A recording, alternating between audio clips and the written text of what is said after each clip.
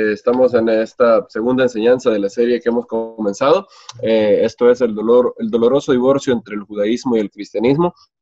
Y si se recuerda, en la primera enseñanza vimos la muerte de Jacobo, Jacobo el justo, y vimos cómo ocurrieron las cosas y cómo también vimos al sucesor de Jacob el justo, el cual es llamado Shimón Bar Cleofo, que es uno de los primos, de hecho, de nuestro maestro Yeshua, miembro de los llamados Desposini, que en griego significa de la familia del Señor o del Señor.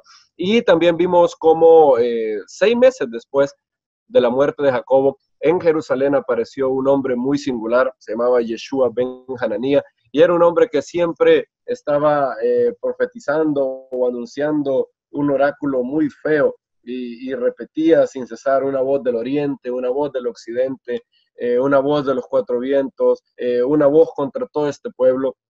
Y cómo él empezó a anunciar que Jerusalén, que Israel iba a experimentar destrucción 6 meses después de la muerte de Jacobo. Y eso era lo que estaba pasando en Jerusalén y en Judea. Y mientras tanto, otras cosas estaban pasando en el Imperio Romano. El libro, de hecho, nos narra cómo Pablo enfrentó problemas debido a un falso rumor. Creo que ustedes han leído mucho ese pasaje, es Hechos 21, y el rumor que se había extendido es que Pablo enseñaba a los judíos a apostatar de Moisés, diciendo que no observaran las costumbres. Eso está en Hechos capítulo 21, del 20 en adelante, donde se lee lo siguiente. Cuando ellos lo oyeron, glorificaron a Dios y le dijeron, ya ves, hermano, cuántos millares de judíos hay que han querido, todos son celosos por la Torá, pero se les ha informado en cuanto a ti, que enseñas a todos los judíos que están entre los gentiles a apostatar de Moisés, diciéndoles que no circuncidan a sus hijos ni observen las costumbres. Claro, esto era lo que Pablo enseñaba a los creyentes gentiles, pero el falso testimonio había llegado de que Pablo enseñaba eso a los judíos. Y Jacobo le sigue diciendo, ¿qué hay? Pues la multitud se reunirá de cierto porque oirán que has venido. Haz pues esto que te decimos. Hay entre nosotros 4 hombres que tienen obligación de cumplir voto. Tómalos contigo, purifícate con ellos y paga sus gastos para que se rasuren la cabeza. Todos comprenderán que no hay nada de lo que se informó acerca de ti, sino que tú también andas ordenadamente guardando la Torá.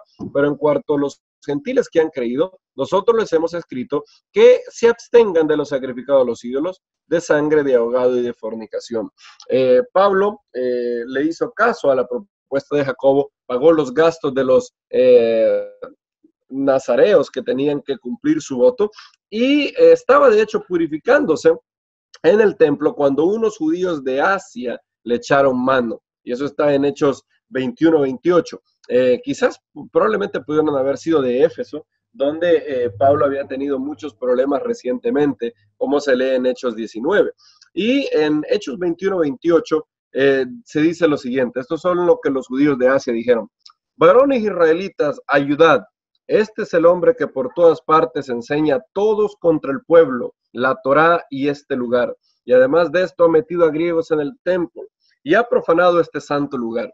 Es increíble cómo prácticamente Pablo recibe las mismas acusaciones que recibió Esteban. Si se fijan, a Esteban se le acusó con algo muy similar. Este Esteban dice que este Yeshua de Nazaret destruirá este lugar santo y cambiará las costumbres que nos dio Moisés. Y en aquel momento fue Pablo uno de los testigos contra Esteban. Y ahora pareciera ser que Pablo está enfrentando midá que neguet midá, medida por medida, y ahora las mismas acusaciones que él en una oportunidad trajo sobre Esteban son traídas contra él. Incluso se le acusa de haber metido a griegos en el templo. Y obviamente todos los cargos contra Pablo eran falsos. Él no enseñaba contra la Torá, él no enseñaba contra el templo, de hecho estaba purificándose en el templo.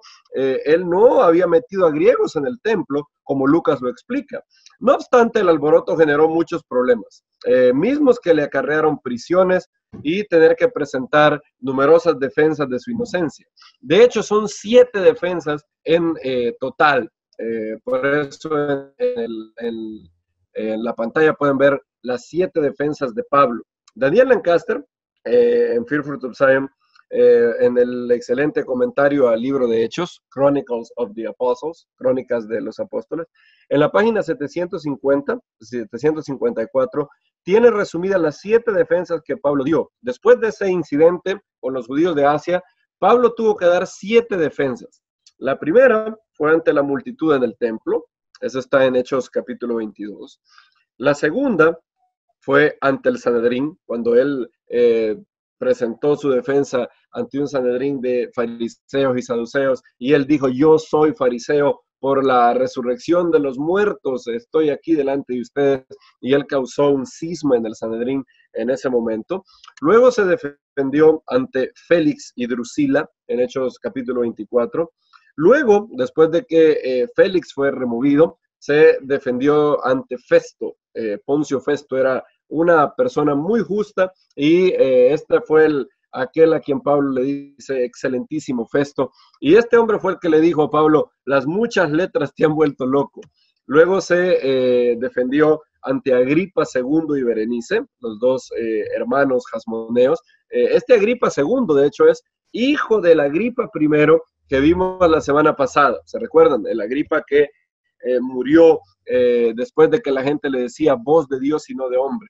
Agripa II llegó a tener también un lugar de prominencia en el reinado de Claudio y también de Nerón. Luego, en el final del libro de los Hechos, se defendió ante líderes judíos de Roma, en Hechos capítulo 28. Y esto es cuando él dice que él no ha hecho nada contra las costumbres de los padres, y que por la esperanza de Israel, dice él en Hechos 28, verso 17, yo, varones hermanos, no habiendo hecho nada contra el pueblo ni contra las costumbres de nuestros padres, he sido entregado preso desde Jerusalén en manos de los romanos. Y él tuvo que hacer otras cosas, los cuales, habiéndome examinado, sigue diciendo Pablo, no me querían soltar, por no haber en mí ninguna causa de muerte, pero poniéndoselos de Judea, me vi obligado a apelar a César, no porque tenga de qué acusar a mi nación, así que por esta causa os he llamado para veros y hablaros, porque por la esperanza de Israel estoy sujeto con esta condena. Pablo previó que habían ciertas personas que habían de hecho incluso hecho un voto de acabar con él, y él sabía que el juicio con el Sanedrín que estaba en ese momento le podría acarrear problemas. Y entonces, en Hechos 25:11, él dijo delante de Festo: a César apelo. Y el César ante quien Pablo apeló en esa oportunidad fue el César delante de quien hizo su séptima defensa, ante Nerón. El César ante cual Pablo apeló era un nuevo César que había empezado a gobernar desde el año 54. Este era Nerón Claudio César Druso, mismo que se convertiría en uno de los Césares más infame de la historia. Y uno se pregunta, y quizás ustedes se están preguntando aquí, ¿cómo pudo Pablo apelar ante semejante personalidad? ¿Cómo pudo Pablo apelar ante Nerón? Y aquí sería bueno que viéramos un poco del contexto. Nerón era hijo de Agripina, hermana del malvado emperador Gayo Calígula, y Daniel Lancaster nos dice sobre ella. En el año, y tienen la cita en la pantalla, es del Torah Club Chronicles of the Apostles, página 693, y la traducción es mía al español. En el año 37 de la era común o era cristiana, el mismo año que Calígula tomó el poder sobre Roma, su hermana Agripina, la hermana de Calígula, dio a luz a Lucius Domitius Agenobarbus, conocido después como Nerón. Nerón es el César delante de quien Pablo apelaría para oír su defensa. Ahora, quizás ustedes se preguntan cómo Pablo pudo apelar delante de Nerón si todos hemos oído alguna que otra de sus historias locas. Y es bueno recordar que en este momento toda la maldad de Nerón solo estaba en una pequeña fase embrionaria. Daniel Lancaster nos sigue diciendo: el lado oscuro de Nerón todavía no se había manifestado. Durante los años tempranos de su reinado, su madre Agripina y sus consejeros, el filósofo Seneca y Burrus, lo mantenían con una correa corta. La gente hablaba de Nerón en términos brillantes. Ellos lo consideraban el mejor emperador desde Augusto y hablaban con optimismo de una nueva era de oro para Roma. Pablo no tenía razón alguna para pensar que Nerón no le daría una audiencia justa. Entonces aquí es donde es requerido un poco del contexto. Años después de la muerte de su hermano Agripina, la mamá de Nerón, se casó con su tío, el emperador Claudio. Claudio adoptó al hijo de Agripina, quien pasó a llamarse Nerón Claudio César Druso, y Nerón era mayor, de hecho, que el hijo natural de Claudio, quien había tenido con su esposa Mesalina. Por ello, el heredero más probable al trono era Nerón, de hecho. Agripina, no queriendo esperar para tener el poder residiendo en su hijo, envenenó al emperador Claudio. Claudio murió envenenado por Agripina, su esposa y madre de Nerón. Eso convirtió a Nerón en el nuevo César a la tierna edad de 17 años. Nerón empezó a ser César en el año 54 a los 17 años. En ese momento todo el poder residía en su madre, Agripina. Agripina se encargó de mantener a su hijo en custodia con dos tutores, Seneca, el famoso filósofo, y Burrus, un hombre, podríamos decir, un poco justo, que llegó a convertirse en el jefe de la Guardia Pretoriana. Y estos dos tutores lo mantenían chequeado, lo mantenían con la correa corta, como dice Daniel Lancaster. Y Nerón no comenzó desde los primeros meses de su reinado a ser el infame César que conocemos. Su maldad empezó a evidenciarse mucho después de que Pablo compadeció delante de él. ¿Cómo pudo Pablo tener un juicio favorable en ese momento?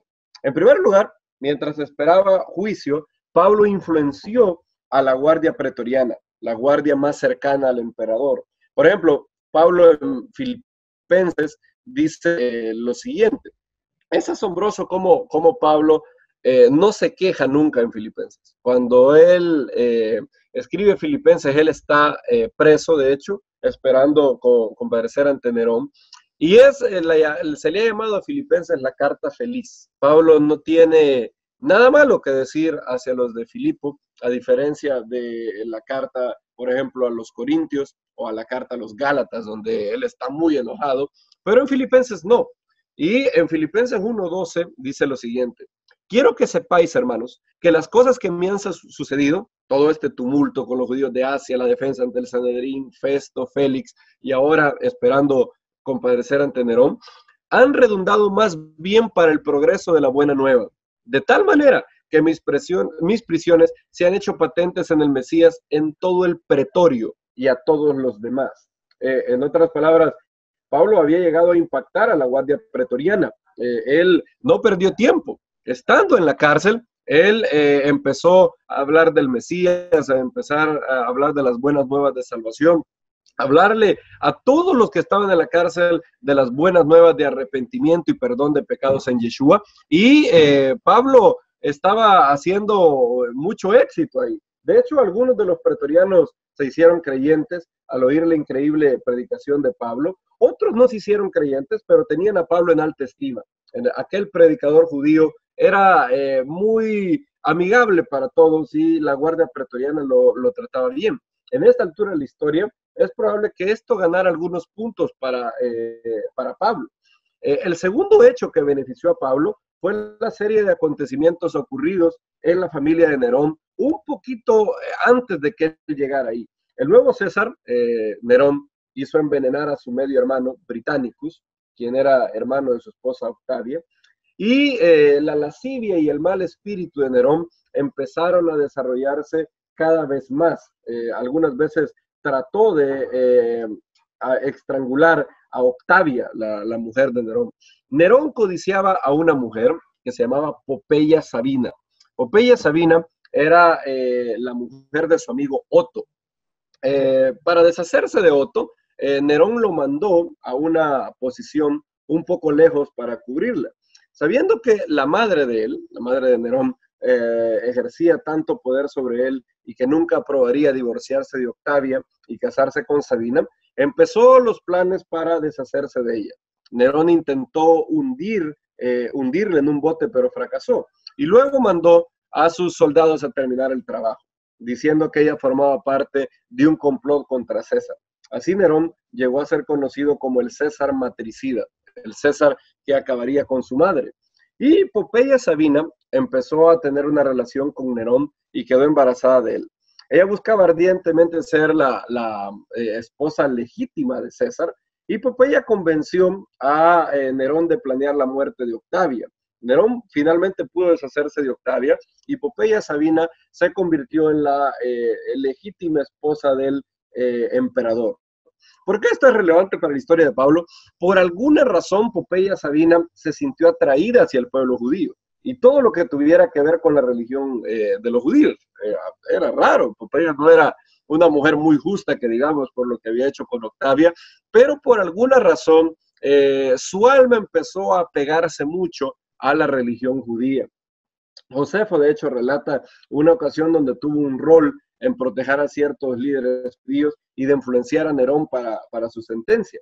El rey Agripa II, el mismo rey que oyó la defensa de Pablo en Hechos 24, construyó un nuevo salón. Él construyó en el palacio Hasmoneo que tenía en Jerusalén, él construyó un nuevo salón y al estar ahí, como estaba muy alto, él podía ver casi toda la ciudad e incluso lo que acontecía en el templo. Se imaginan, Agripa manda a hacer ese nuevo salón desde el cual puede ver lo que está pasando en el templo. Él podía sentarse con una limonada o tomándose un té y estar viendo desde ahí a lo que los sacerdotes estaban haciendo con los sacrificios. Entonces los líderes judíos se pusieron furiosos al ver lo que Agripa había hecho, pues consideraban un sacrilegio que alguien viera lo acontecido en el templo desde el palacio. Agripa estaba utilizando su palacio y agarrando el templo como un espectáculo, algo así como me voy a acostar en mi hamaca con mi limonada y para ver cómo hacen los sacrificios. Y los líderes se pusieron muy, muy enojados, tanto fariseos como saduceos. Y a que no adivinen qué hicieron, el liderazgo judío mandó a levantar una pared, una enorme pared, que bloqueaba la vista de Agripa y también el pórtico occidental exterior, desde donde los romanos vigilaban durante las fiestas. Agripa y Festo estuvieron muy irritados por ello y ordenaron la destrucción inmediata de la pared. Agripa y Festo dijeron, me destruyen esa pared ipso facto, no quiero ver esa pared.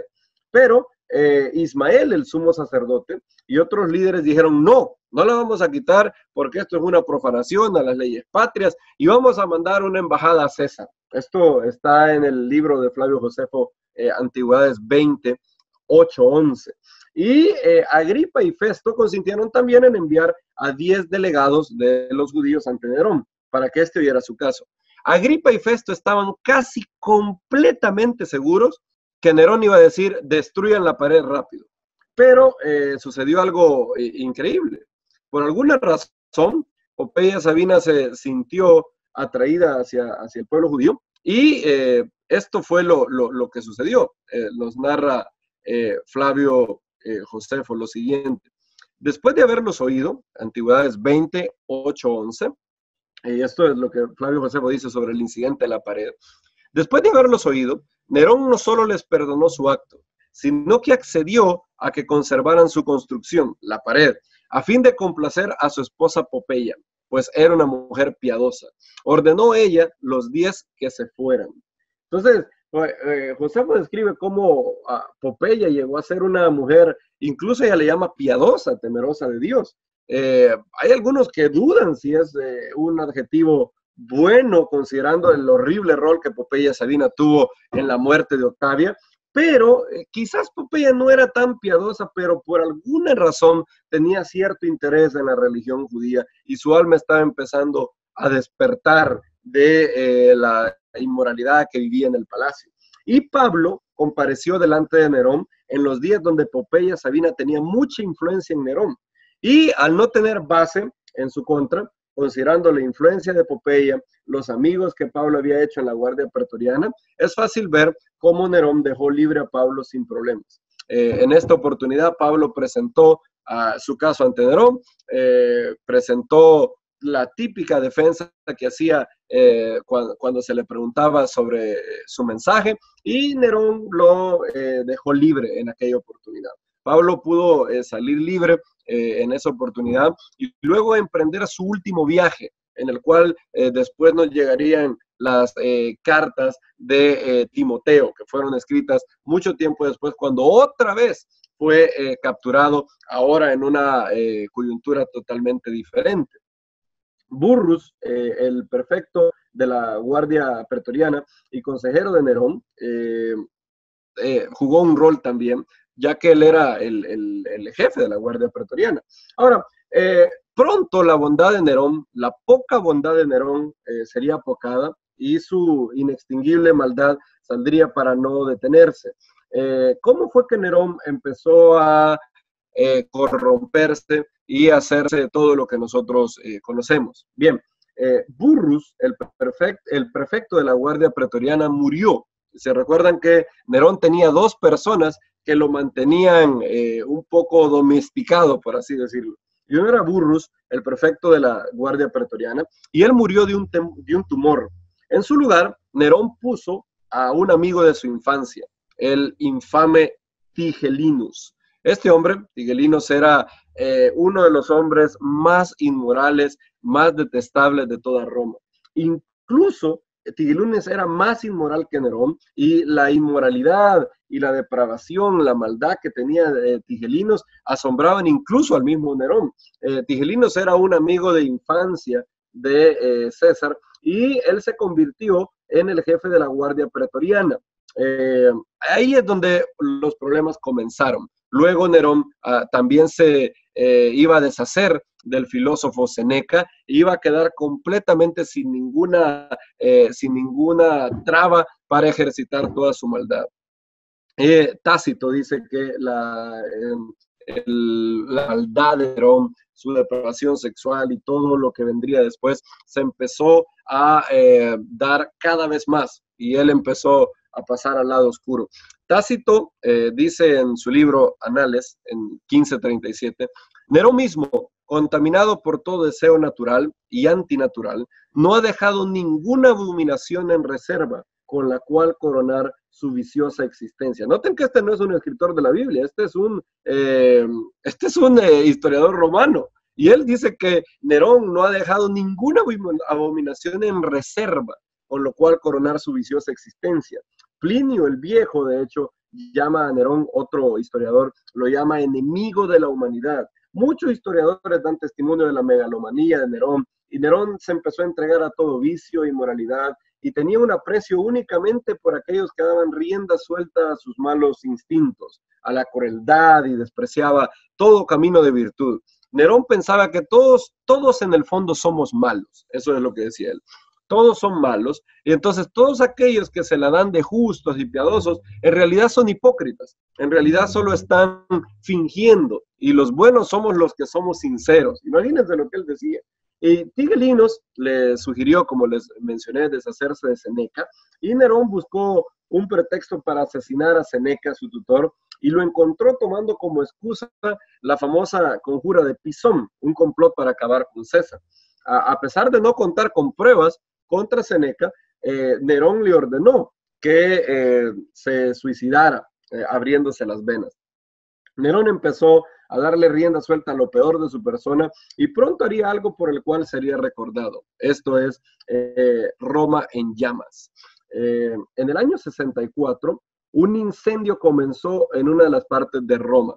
El fuego se extinguió rápidamente y llegó a ser devastador. El fuego duró por 6 días. Imagínense un incendio que dura 6 días. Y luego pareció apagarse, pero fue encendido otra vez y duró por 3 días más. 4 de los 14 distritos de Roma fueron consumidos totalmente. Los otros 7 quedaron dañados. De hecho, incluso el templo de Júpiter, el dios más alto en la jerarquía de ídolos de Roma, fue consumido también. El incendio mató a cientos de personas y dejó a muchos sin hogar, y Roma estaba viviendo una gran catástrofe. Nerón estaba como a 30 millas de la ciudad, de hecho. El historiador Suetonio, en Vida de los Césares, Nerón 38, cuenta cómo Nerón contempló todo con un disfraz mientras cantaba el Iluo Persis, el saqueo de Troya. Y Dion Casio también afirma exactamente lo que dice Suetonio. Nerón era un famoso pirómano, es decir, era alguien que le gustaba mucho ver fuego, era pirómano el hombre. Y en una ocasión, escuchando la línea de un poema de Eurípides que dice: cuando me muera, dejen que el mundo consuma, dejen que el fuego consuma el mundo. Así es como dice el poema. Nerón interrumpió y dijo: no, más bien, aún mientras estoy vivo. Y él gustaba mucho de ver fuego. Y entonces todo el mundo sospechaba de que fue Nerón el que incendió Roma mientras tocaba la lira a 30 millas de la ciudad. Nerón hizo todo lo posible para callar los rumores. Por ejemplo, respondió rápidamente con muchas políticas de ayuda al pueblo, repartió comidas, abrió lugares para la gente, pero la gente de Roma cada vez creía que él había sido el causante del fuego. Y tenía varias razones, por lo menos las siguientes. En primer lugar, ya mencionamos, Nerón era un famoso pirómano, le gustaba ver cosas ardiendo. En segundo lugar, el lugar donde les dije que el fuego se había apagado y luego se había vuelto a encender fue precisamente en la propiedad de Tigelinos, la mano derecha de Nerón. Entonces es obviamente muy sospechoso que el fuego se apagó ahí y luego se volvió a encender precisamente en la propiedad de la mano derecha de Nerón. Y en tercer lugar, después del incendio, Nerón ordenó nuevos planes para reconstruir la ciudad y mismos que incluían una lujosa casa imperial, le iba a llamar la Casa Dorada, con lujos y muchas extravagancias dignas del más loco de los Césares. Incluso la Casa Dorada iba a tener una imagen de Nerón de 120 pies. 120 pies. ¿Se imaginan? Cuando muchos de nuestros hermanos en el Mesías oyeron una gran imagen de César de 120 pies, eso tenía connotaciones casi apocalípticas para ellos, debido a que muchas profecías iban a venir a la memoria, como la dominación desoladora. Gayo Calígula había hecho casi lo mismo en el año 40, y todo empezaba a sonar mal para los discípulos. Y el rumor de que Nerón había causado el incendio era cada vez más popular. Nerón pronto se dio cuenta que necesitaba callarlos. Todo el mundo estaba diciendo: Nerón, César fue el que quemó, y él sabía que podían armarse contra él o hacer algo. Y entonces Nerón pronto se dio cuenta que tenía que darles un culpable. Él tenía que buscar un chivo expiatorio.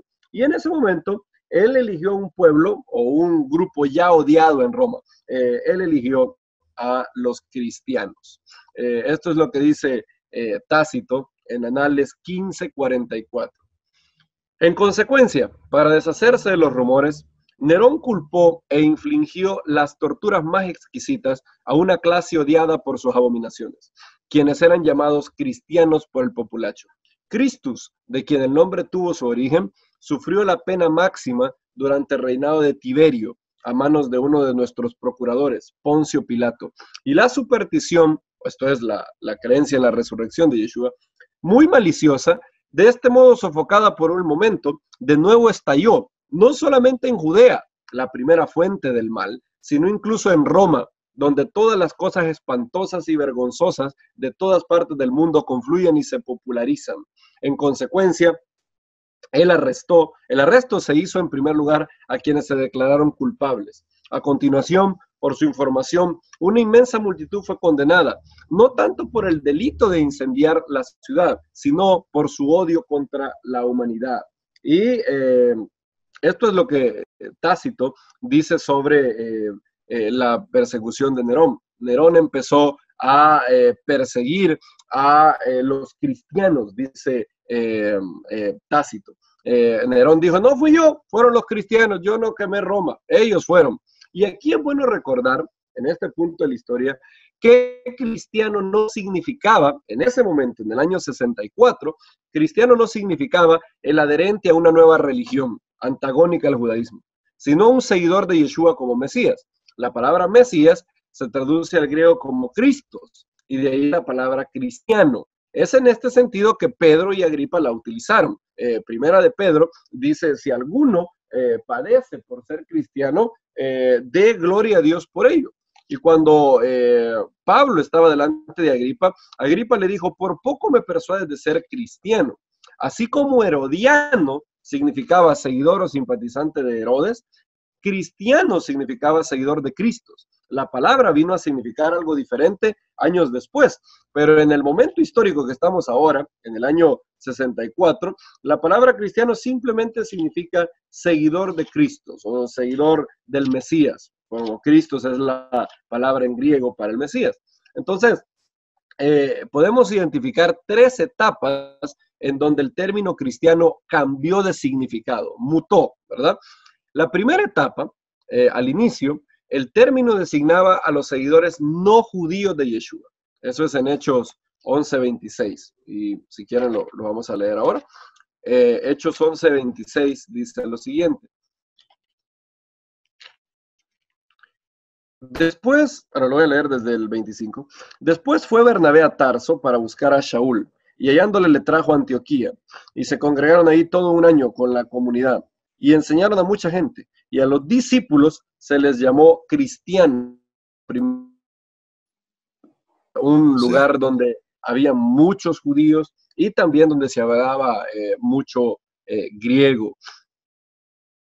Y en Antioquía de Sirio fue la primera vez donde este término se dio. Entonces, en este momento, cristiano significaba seguidor no judío de Yeshua. Los seguidores judíos de Yeshua eran llamados por otros nombres, como la secta del camino, la secta de los nazarenos y muchos otros. Ahora, ¿qué es lo que sucedió? Con el paso del tiempo, el número de no judíos creyentes llegó a ser muy grande. Debido al trabajo de Pablo, Bernabé y Silas, el número de no judíos creció exponencialmente. Y al pasar esto, el número de cristianos, o sea, el número de seguidores no judíos de Yeshua, llegó a ser igual o mayor que el número de judíos creyentes, esto es, los judíos nazarenos. Y por esto, debido a que el número de gentiles llegó a ser tan grande, se empezó a llamarle cristiano a todo seguidor del Mesías, judío o gentil por igual. Y es en este sentido que Pedro y Agripa lo utilizaron. Este nuevo significado de la palabra cristiano empezó ahí aproximadamente por el año 60, cuando, incluso antes, podríamos decir 50, cuando el número de gentiles creyentes llegó a ser grandísimo. Por eso Flavio Josefo, escribiendo en tiempos de Domiciano, dice la tribu de los cristianos para referirse a tanto griegos como judíos que habían aprendido de los caminos de Yeshua de Nazaret. Y es como Flavio Josefo los denomina, la tribu de los cristianos. Y noten que aquí todavía no hay ninguna alusión a una religión diferente. En este momento, cristiano significa seguidor del Mesías, judío o gentil, pero se entiende que el seguidor del Mesías está dentro del judaísmo, no fuera de él.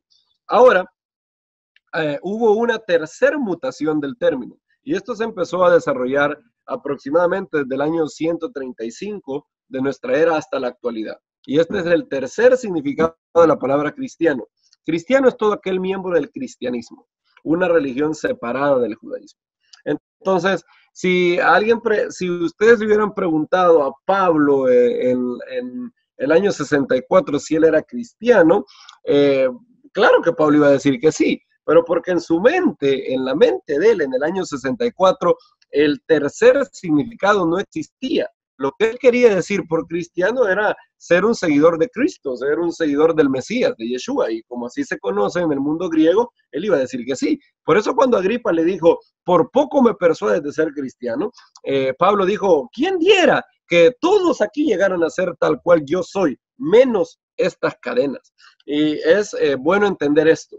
Porque cuando ves en los escritos de estos historiadores la palabra cristiano, en este momento no significa que persiguió a los adherentes de una nueva religión. Estos cristianos eran todos judíos creyentes en Yeshua o no judíos temerosos de Dios que estaban apegados a la cosmovisión judía, a la literatura judía, a los apóstoles judíos.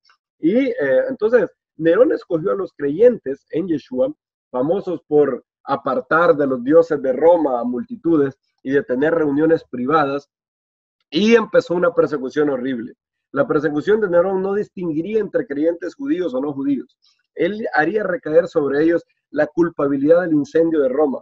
¿quién sino los cristianos eran los culpables de incitar la ira de los dioses contra Roma? Y hasta este punto de la historia, Roma no hacía gran distinción entre el pueblo judío y los creyentes en Yeshua. Al fin y al cabo, la mayoría de discípulos eran judíos o prosélitos al judaísmo. Y los temerosos de Dios eran gente bajo influencia judía. Pero a partir del incendio de Roma, y esta es la importancia de esto, a partir del incendio de Roma, Nerón quiso saber quiénes pertenecían exactamente a este subgrupo del pueblo judío llamado cristianos por el pueblo. Y es ahí donde se nos narra que él empezó a hacer investigaciones. Por ejemplo, Cornelio Tácito dice que se empezó a perseguir y dice, en consecuencia, el arresto se hizo en primer lugar a quienes se declararon culpables. No culpables de encender el incendio, obviamente, sino se declararon que en efecto eran creyentes en Yeshua. A continuación, por su información, una inmensa multitud fue condenada. Esto significa que se corrieron investigaciones para empezar a perseguir. Y Tácito comenta cómo Nerón infligió las selectas torturas, dice Tácito, contra los clientes. Tigilinos y Rufus eran los capitanes de la Guardia Pretoriana y ellos llevaron a cabo las investigaciones y las torturas a todo aquel sospechoso de ser cristiano. Por su testimonio se hizo una gran multitud se dice en los escritos de Tácito que fueron condenadas. Y esto muestra el profundo impacto de lo que los apóstoles habían hecho en la sociedad romana. Muchos creyentes en Yeshua habían en Roma para ese tiempo. Tácito dice que fue una gran multitud. El impacto de los apóstoles y de Yeshua habían sido tan grandes que incluso algunos nobles de la sociedad romana ya eran discípulos del maestro.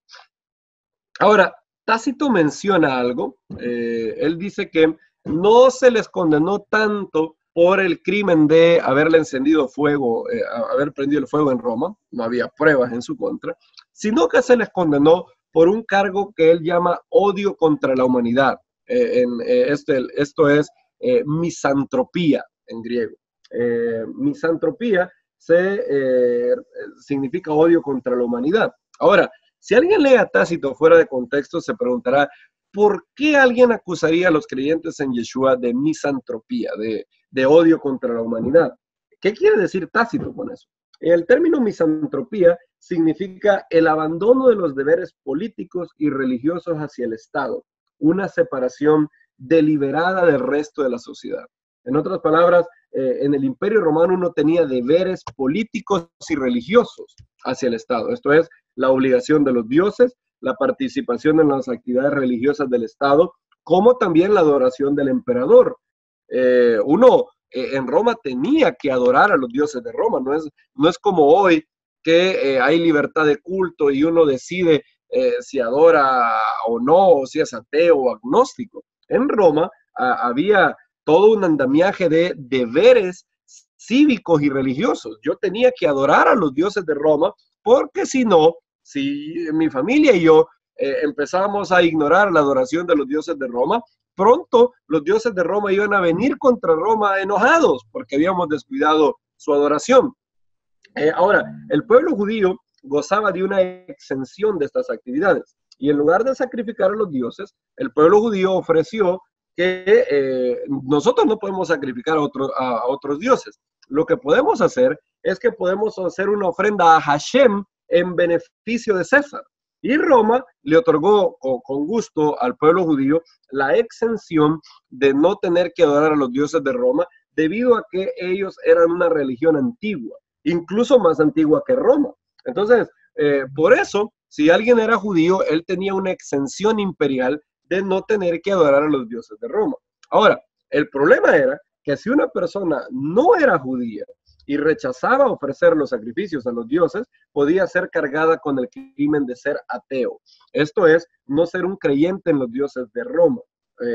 En el siglo I, ateo no significaba lo que significa hoy. Hoy ateo es alguien que no cree en la existencia de un ser supremo. En Roma, si tú decías, yo no creo en los dioses de Roma, yo creo en el Dios de los judíos, yo creo en un Dios invisible, pero si tú no eras judío, entonces tenías por obligación del Estado que adorar a los dioses de Roma.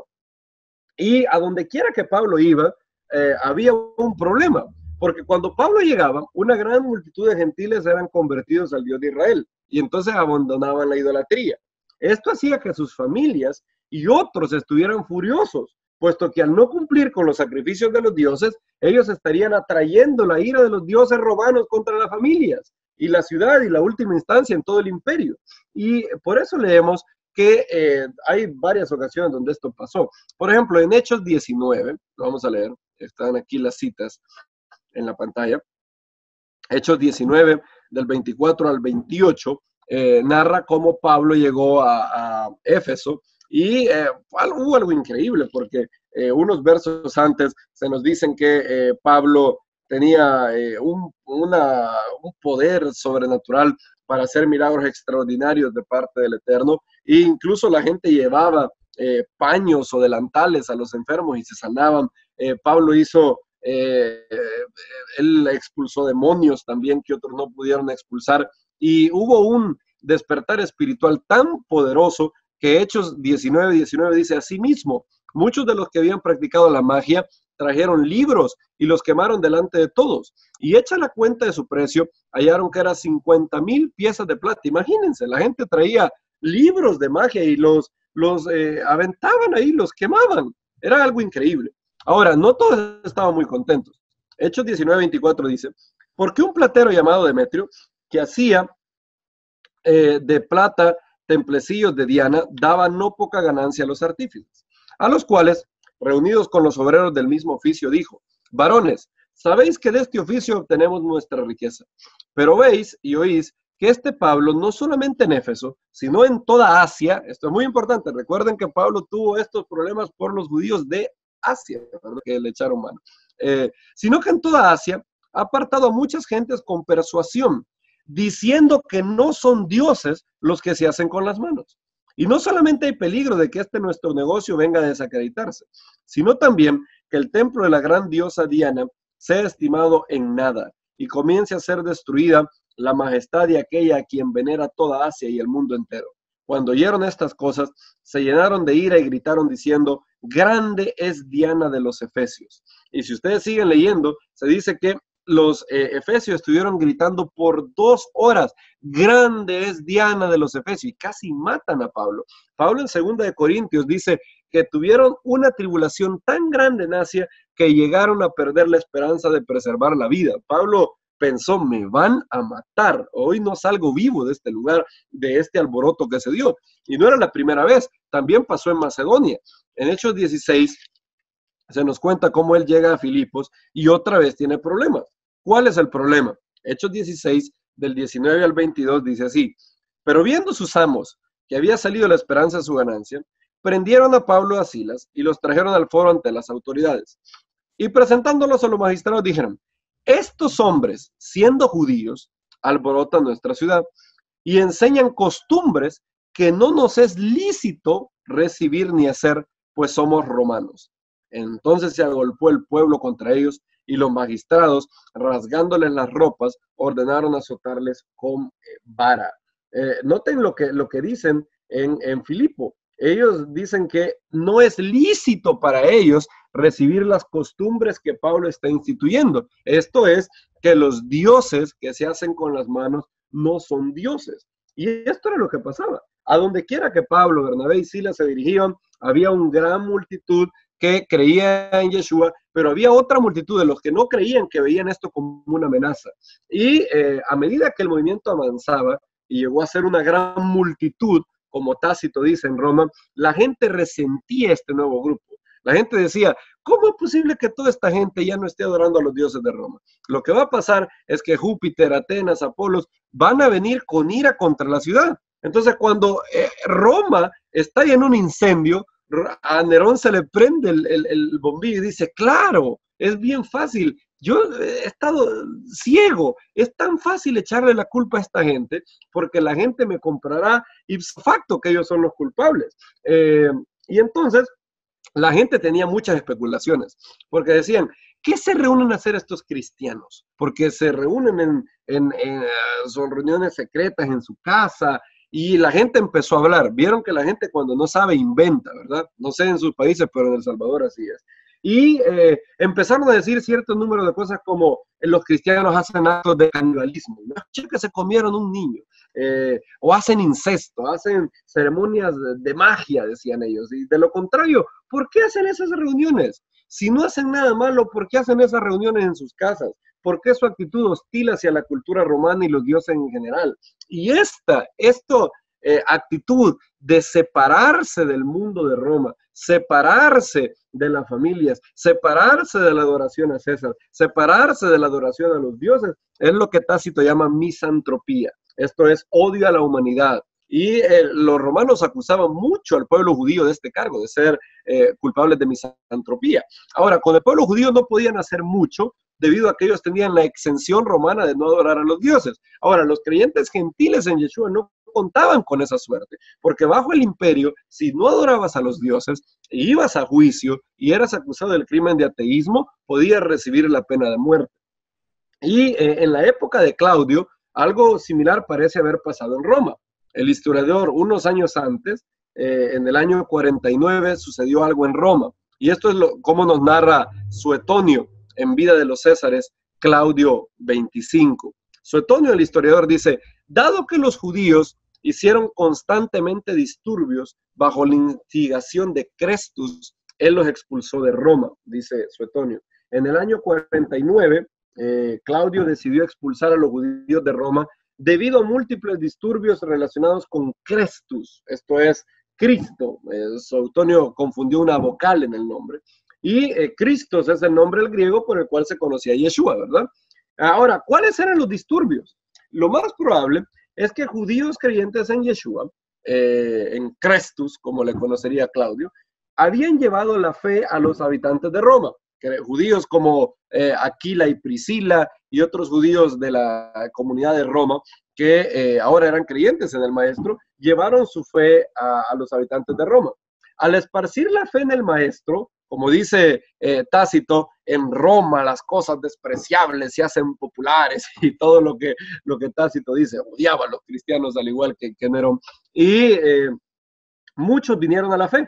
Esto causó en Roma problemas similares a los registrados en Hechos. Gentiles airados por la ofensa que esto suponía a las leyes patrias y a los dioses de Roma. Entonces, Claudio parece haber investigado y se dio cuenta que todos estos disturbios de los gentiles diciendo, ay, ¿por qué están haciendo eso? Van a instigar la ira de los dioses y todo eso. Claudio investigó y se dio cuenta que algo tenía que ver con la religión judía, que este Crestus era un judío y algo tenía que ver con los judíos. Entonces, como castigo, el emperador Claudio expulsó a todos los judíos de Roma en el año 49. Los expulsó de Roma. Algunos dicen que los judíos que eran ciudadanos romanos libraron su suerte, pero de lo contrario, todos fueron expulsados de Roma. Y leemos de esta expulsión en el libro de Hechos. En Hechos 18:2 se dice el siguiente: y halló Pablo a un judío llamado Aquila, natural del Ponto, dice Lucas, recién venido de Italia con Priscila su mujer, por cuanto Claudio había mandado que todos los judíos saliesen de Roma. Y esto, aquí se comenta lo que Claudio hizo. Claudio expulsó a todos los judíos de Roma. Quizás a los que no tenían ciudadanía romana, como dijimos, él no los expulsó, pero de lo contrario expulsó a todos los judíos. Note que Claudio no hizo división entre judíos creyentes en Yeshua y judíos no creyentes. Desde su perspectiva, todo este movimiento de Crestus tenía algo que ver con el judaísmo. Entonces, aquellos eran los días en donde tener fe en Yeshua era algo interno al judaísmo. Noten que la reacción de Claudio a la hora de darse cuenta de un disturbio por Cristos fue expulsar a los judíos, porque en esos días la fe en Yeshua era algo dentro del judaísmo, no fuera de él. Ahora, Daniel Lancaster dice que es muy probable que la comunidad judía haya tomado sus precauciones para no ser presa de Nerón en esta nueva ola de problemas. No haber hecho una clara distinción en los días de Claudio dio como resultado problemas para la comunidad judía en general. Entonces, algunos judíos podían informar a Nerón sobre esta secta de nazarenos o cristianos, como se conocía a la secta más popularmente, para evitarle problemas al pueblo. Algunos judíos decían, cuando pasó un problema similar en tiempos de Claudio, los que pagamos los platos rotos no fueron solo los creyentes en Yeshua o en Yeshua. Los que pagamos los platos rotos fuimos todos. Entonces, lo mejor que podemos hacer es informar a Nerón que nosotros no tenemos nada que ver con eso. Nosotros no tenemos nada que ver con este problema. Y entonces Nerón y Tigilinos obviamente agradecerían cada pieza de información para dar con más cristianos. Nerón llevaría su diabólica persecución a un punto aún más despiadado. Esta cita de Tácito es increíblemente atroz lo que Nerón hacía. Noten lo que dice en Anales 15:44. Se sumaron burlas y todo tipo de insultos a sus muertes. Ellos, vestidos con pieles de animales salvajes, los perros los despedazaron y morían. Los clavaban en cruces o los condenaban a las llamas, quemándolos vivos para que sirvieran como iluminación nocturna. Esto se cuenta mucho. Nerón, en lugar de utilizar focos, él gustaba de utilizar cristianos encendidos como iluminación nocturna. Así era su maldad. Cuando la luz del día había expirado, continúa Tácito, Nerón concedió el uso de sus jardines para esa exhibición y ofreció una representación de circo. Se mezcló con la gente común con el traje de un auriga o parado en un carro. Esto era lo que Nerón empezó a hacer mofa de todas las persecuciones, y ya no era un juicio literal, sino que empezó a llevar una persecución con saña, con mofa, con burla. Y él, el tío de Nerón, Gayo Calígula, había construido en la colina Vaticanus, donde hoy está el Vaticano, un circo de gladiadores llamado Circus Gai. Nerón lo mejoró y lo llamó Circus Neronis. Y ahí en el Circus Neronis llevó a cabo el castigo de los cristianos a un nivel nuevo de brutalidad. Nerón los tiraba al Coliseo para ser despedazado por los perros, después de haberlos vestido en disfraces de bestias. Y también Nerón era amante de recrear batallas de la antigüedad, incluso obras a expensas de los cristianos que morían en esas recreaciones. Por ejemplo, Clemente de Roma, un creyente del primer siglo, quien se dice fue discípulo de Pedro y quien en su carta a los Corintios exhibe una actitud muy positiva al pueblo judío, muy pro Torá. De hecho, Clemente de Roma, al ser un creyente que tuvo contacto con los apóstoles, es totalmente diferente a los padres de la iglesia de 3 siglos después. Y él dice que nobles mujeres fueron brutalmente asesinadas por Nerón mientras recreaban escenas de la mitología griega. Por ejemplo, él menciona que mujeres sufrieron en la manera de Dirces, teniendo que soportar ultrajes extraños e impíos. Daniel Lancaster nos comenta en la página 1023 de su excelente libro que mencionamos antes, sobre el mito de Dirces. El mito griego de Drises habla sobre una malvada e intrigante suegra que finalmente recibió su justo castigo cuando su yerno amarró su cabello a los cuernos de un toro enojado. Nerón proveyó a los espectadores una versión teatral de esta historia, amarrando el cabello de mujeres creyentes en los cuernos de toros. Los toros enojados corneaban, mutilaban y pisoteaban sus víctimas, mientras la multitud rugía en aplausos. Hasta donde sabemos, la propia esposa de Pedro sufrió y murió entre aquellas mujeres piadosas. Aparte de estos grotescos espectáculos, Nerón quemaba cristianos para servir de iluminación, también crucificaba a algunos. Y en esta persecución, aquí hay otro punto muy importante de la historia, porque en esta persecución, Pedro, Shimón Kefa, es arrestado. En la información le llega a Nerón que hay un líder judío que es muy popular y que es el líder de los cristianos, uno de los líderes más grandes del movimiento de creyentes en Yeshua. Y Pedro es atrapado y según la tradición él muere crucificado de cabeza. Algunos padres de la iglesia dijeron que Pedro murió crucificado de cabeza porque él dijo a sus verdugos: yo no soy digno de morir como mi Señor, por favor crucifíquenme de cabeza.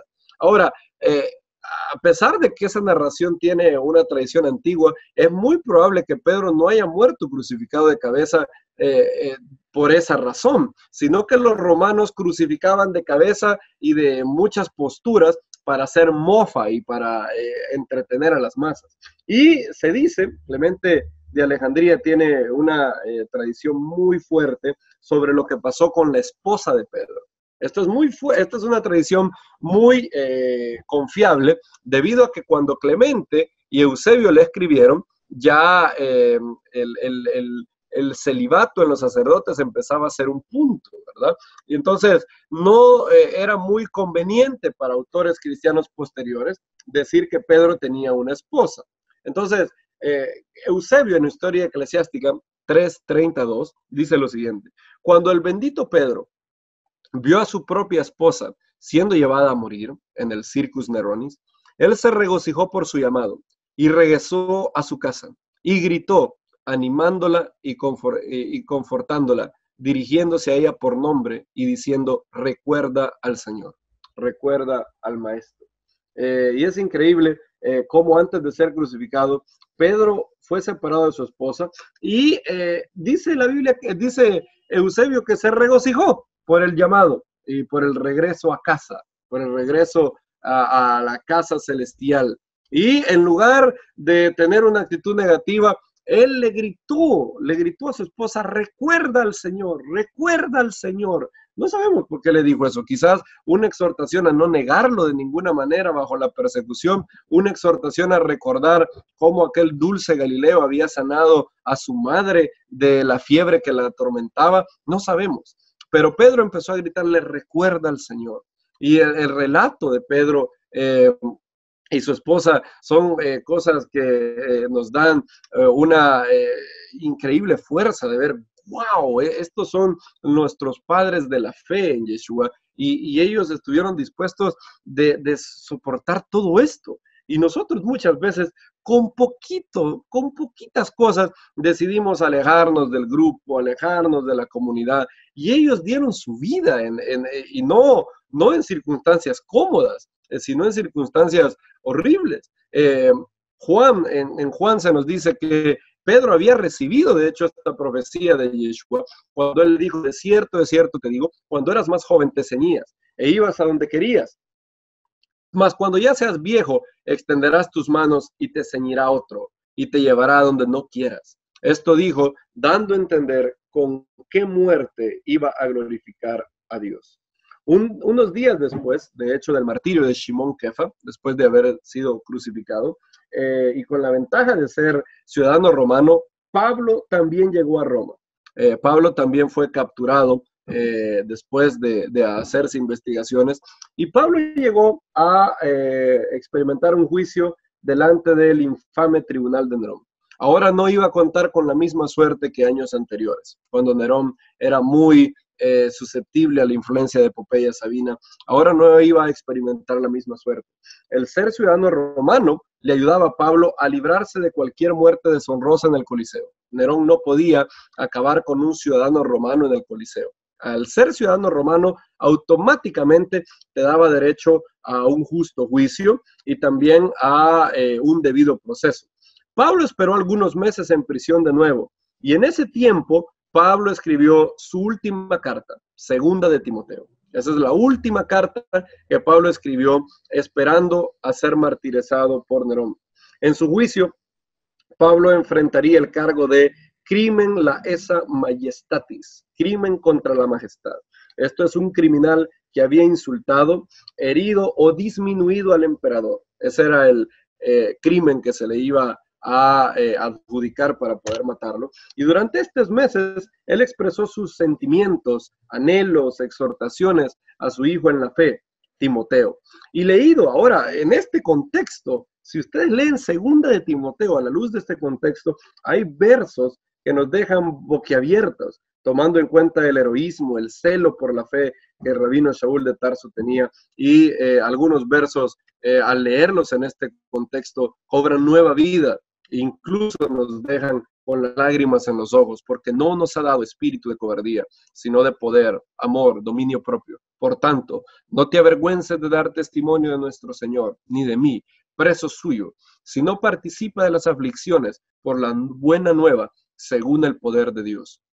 Eso está en 2 Timoteo. También 2 Timoteo 2:3, que dice, tú pues, sufre penalidades como buen soldado de Yeshua el Mesías. Acuérdate de Yeshua el Mesías, del linaje de David, resucitado de los muertos conforme a mi evangelio, en el cual sufro penalidades, hasta prisiones a modo de malhechor, mas la palabra de Dios no está presa. Por tanto, todo lo soporto por amor de los escogidos. 2 Timoteo 2, del 8 al 10. Y hay una antigua tradición guardada por los cristianos sirios que dice así: él fue, Pablo, martirizado en el año 36 después de la pasión de nuestro Señor, y fue puesto con gran honor en los magnificentes reales catacumbas de Roma. Ellos celebran cada año el día de su conmemoración en el 29 del mes de Tamuz. Curioso, ¿verdad? El hecho de que esta tradición antigua de los cristianos sirios preserva la fecha hebrea de la muerte de Pablo da mucha fuerza a esa tradición. Quizás incluso en el futuro esta podría ser una buena fecha para recordar la muerte de Pablo, así como en la comunidad judía se recuerda la muerte de grandes justos. El 29 de Tamuz es la fecha que se le da a la muerte de Pablo en esa tradición. Y el hecho que se preserve la fecha hebrea la hace muy probable. Clemente de Roma, uno de los creyentes de Yeshua del siglo I, y quien se cree conoció a los apóstoles. En su carta a los Corintios, por ejemplo, no hay rastro alguno de antisemitismo, ni sentimientos antitorá, nada que ver. Todo lo contrario, Clemente de Roma es sumamente positivo hacia la Torá de Israel. Clemente escribe de Pablo en 1 de Clemente 5, del 5 al 7, Pablo obtuvo el premio de la resistencia paciente. ¡Wow! Oye ese título. No quisieras ese título. El premio de la resistencia paciente. Después de haber estado 7 veces en grillos, de haber sido desterrado, apedreado, predicado en el oriente y el occidente, ganó el noble renombre que fue el premio de su fe, habiendo enseñado justicia a todo el mundo y alcanzado los extremos más distantes del occidente. Y cuando hubo dado su testimonio delante de los gobernantes, partió del mundo y fue al lugar santo, habiendo dado un ejemplo notorio de resistencia paciente. 1 de Clemente 5, del 5 al 7. Pablo compadeció ante el tribunal y fue condenado a muerte por decapitación. Al ser llevado a morir, la ley romana exigía que cargara un titulus, así se llama en la ley romana, titulus. Es un pequeño trozo describiendo tu crimen. El gran emisario de las naciones caminó rumbo a la muerte con un título que decía algo como esto: Paulus de Tarsus, un enemigo del emperador y un cristiano. Y todos sabemos que mientras caminaba hacia la muerte, los ángeles guardaban silencio y luego prorrumpían en un aplauso celestial y decían: Pablo de Tarso, un héroe del Dios de Israel, un eterno ejemplo de fe en el Mesías. Y es un honor pertenecer al cuerpo del Mesías, un movimiento que cambió la historia del mundo y que nos dio a semejantes héroes en la fe. Y ellos dijeron poco antes de morir las siguientes palabras: Amados, Pedro, amados, no os sorprendáis del fuego de prueba que os ha sobrevenido, como si alguna cosa extraña os aconteciese, sino gozaos por cuanto sois participantes de los padecimientos del Mesías, para que también en la revelación de su gloria os gocéis con gran alegría. Porque yo ya estoy para ser vertido como una ofrenda de libación, y el tiempo de mi partida está cercano.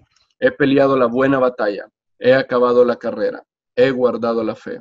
Esta es la historia de aquellos hombres cuyo grandeza el mundo no era digno, y son los héroes de nuestra fe, y murieron brutalmente en la persecución neroniana un poco antes de la destrucción del templo. Que su recuerdo sea para bendición y para inspiración de todos nosotros a llevar las buenas nuevas de salvación a todas las naciones. Shalom a todos, hermanos.